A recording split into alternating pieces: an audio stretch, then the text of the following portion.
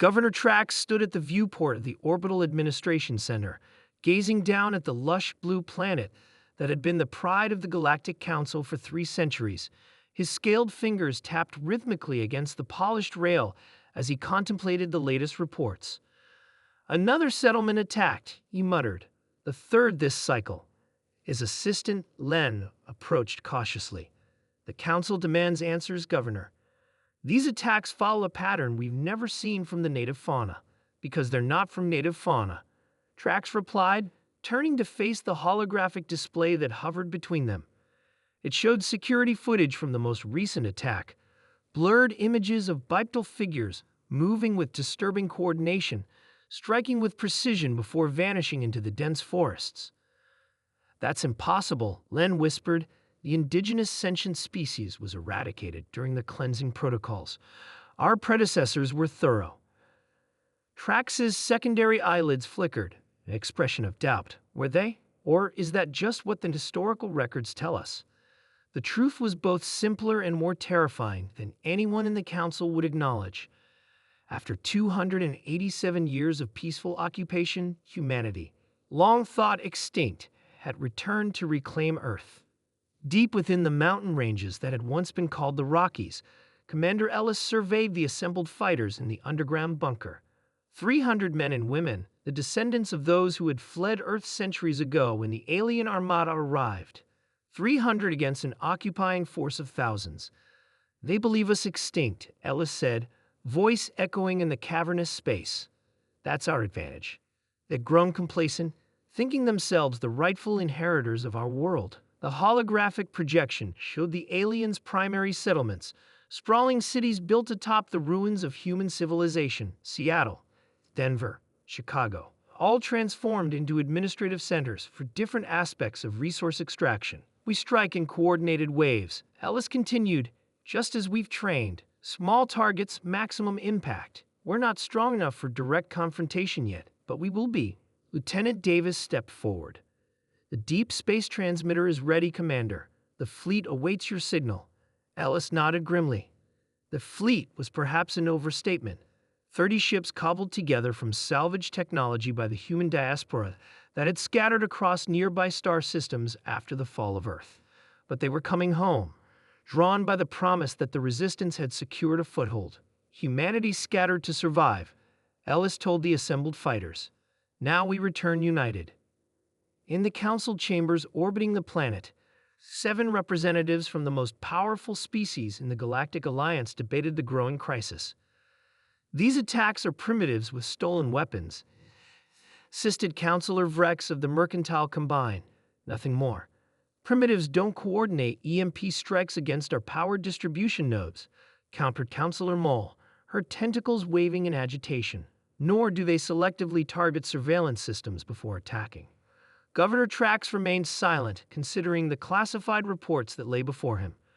Reports that hinted at an impossible truth: spacecraft of unknown origin appearing briefly at the edge of the system before vanishing again. Ships that matched no known configuration in the Council database. "There is another possibility," Trax said finally, interrupting the heated exchange. "One we have not considered because it contradicts our historical records." The chamber fell silent. "The humans," he continued, "may not have been as thoroughly eliminated as we believed." Councillor Vrex laughed, a harsh clicking sound. "Preposterous. Our predecessors glassed half the continent to ensure their extinction. The survivors were hunted down systematically. And yet," Trax replied, activating a holographic display in the center of the chamber. "Explain this." The image showed a captured attacker, unmistakably human, though altered from the historical records. Stronger, faster, adapted. "Impossible," Vrex whispered. The alarm klaxons chose that moment to begin their wailing cry. The first wave of returning human ships dropped out of FTL on the dark side of the moon, using Earth's ancient satellite as cover.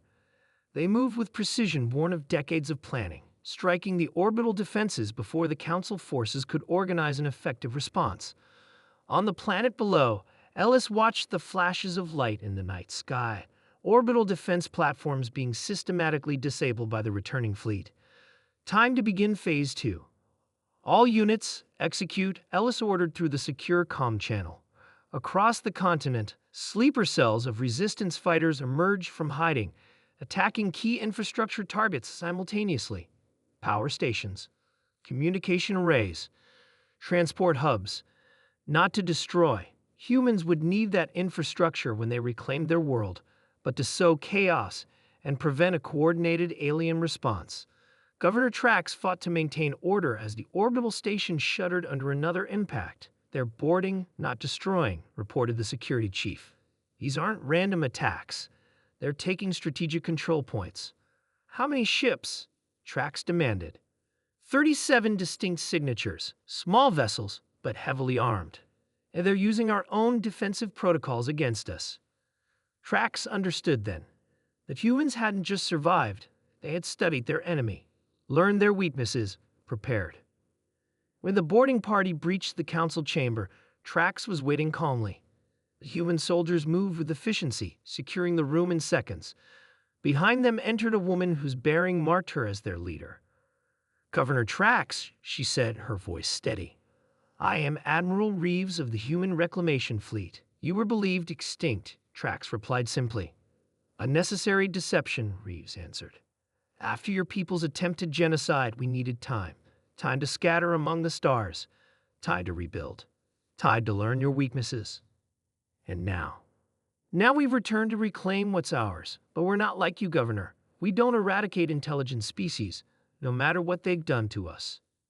1 year later, Ellis stood on the rebuilt observation deck of what had once been Denver, watching as the last council administrative ships prepared for departure.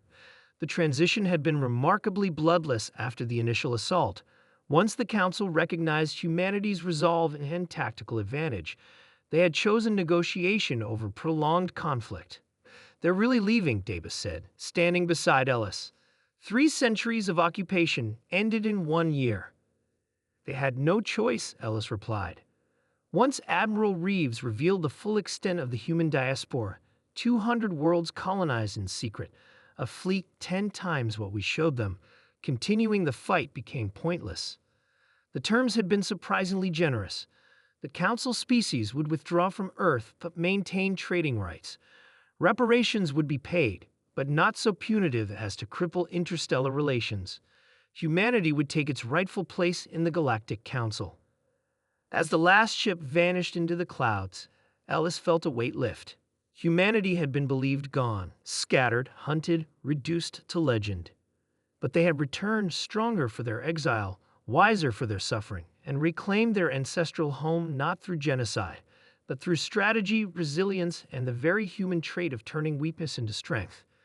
Earth belonged to humanity once more, and this time they would defend it better.